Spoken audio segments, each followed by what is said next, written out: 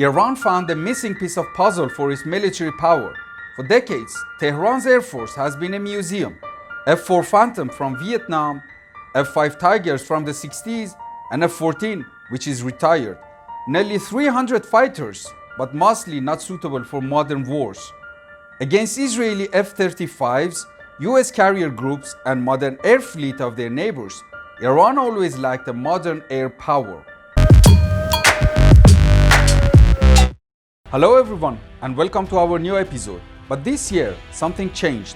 Iran was forced to go to war against the most powerful militaries on earth. And they did not just survive, but also struck back hard. Using 60 and 70-year-old fighters, Iranian pilots flew hugging the ground so low that modern radar couldn't track them. They punched through US air defenses and launched surprise strikes on American bases in the region. They even hit F-35 fighter nests on the ground. Against all odds, Iran withstood the world's most advanced air force, not because they have better jets, but because they have better strategy. They knew how to squeeze every drop of capability from ancient hardware they had. 3 years ago, Iran signed a contract with Russia for 48 up to 64 Su-35s. Now, based on military sources, at least 20 Su-35s are ready in Far East Russia to be delivered to Iran. Now imagine that same strategic genius, but with modern fighters.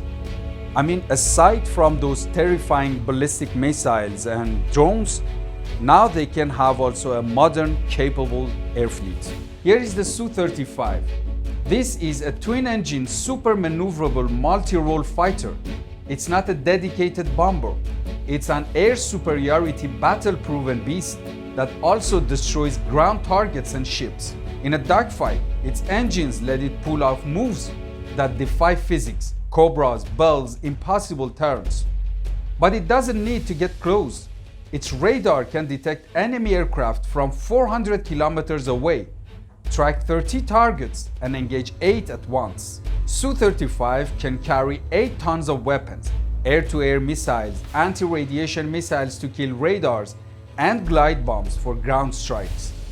And with the R-37M missile, it can hit targets from 350 kilometers, meaning it can kill AWACS and tanker planes before they even know they're being targeted. Not only them, but also F-16s. Recently, it hunted one F-16 in Ukraine. Iranian pilots have been trained in Russia for years to fly these beasts. The Su-35 is actually the most battle-tested modern fighter in the world, with more air-to-air kills than any other post-Cold War jet, proven in Ukraine. So here is the critical point. Arab nations have the best American and European jets, but they rarely turn that hardware into decisive victories. Why? Because equipment matters, but strategy and knowing how to use those equipments matter far more. Iran has already proven they can outthink their enemies. They took ancient jets and successfully attacked US bases. Now give them 64 Su-35s with 400-kilometer radars, R-37M missiles, and the ability to network with ground-based air defenses. What do you get? You get a force that doesn't just defend, it projects power across the entire Middle East. From Hamadan Air Base, these jets can reach Israel, all US bases, and the Strait of Hormuz in minutes. They can blind enemy air campaigns by taking out AWACS and tankers from 400 kilometers away. Iranians will integrate those R-37M missiles with their ground-based radars so that the jets could attack targets hundreds of miles away without even seeing them on their radars. Iran with Su-35s isn't just a regional power surviving against all odds. It becomes a military superpower capable of challenging air superiority of any adversary in the region.